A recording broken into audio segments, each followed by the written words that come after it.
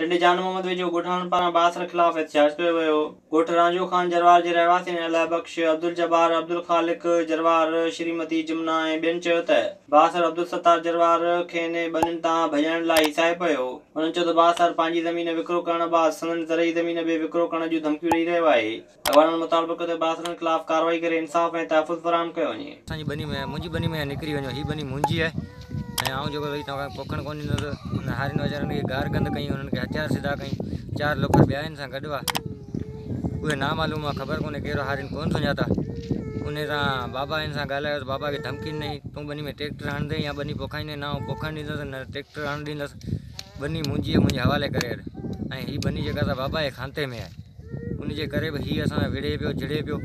असां ग़रीबनि कहिड़ो ॾोह कयो आहे। असांजी जेको हीअ SP साहिब खे दरख़्वास्त आहे, रेवेन्यू खाते खे दरख़्वास्त आहे, जेको असां सां सहायता कई वञे। हुन पंहिंजी ज़रई ज़मीन टोटल विकिणी छॾी आहे। हाणे बसि चए थो तव्हां बनी मूंखे ॾियो, तव्हां विकिणा, ऐं वञी अयाशियूं कयां। असां मारू माण्हू, असां ॿारनि बचनि था करे असां पंहिंजे बनी में कमु पिया करियूं। असांखे बनी में कमु नथो करणु ॾे। सुबुह जो हथियार खणी आयो, माण्हू वठी आयो, हथियार समा कया अथसि। असांजे ॿारनि में री पइजी वई। मुंहिंजे पीउ खे हुन सां ॻाल्हायो त हुनखे चई बाबा जेको हीअ बनी मूंखे ॾेई छॾ, न तव्हांखे मारींदसि। असांखे मौत मार धमकियूं थो ॾे। असां तां इंसाफ़ कयो वञे। विज़िट कयो अवामी आवाज़ मीडिया ग्रुप जी वेबसाइट awamiawaz.pk।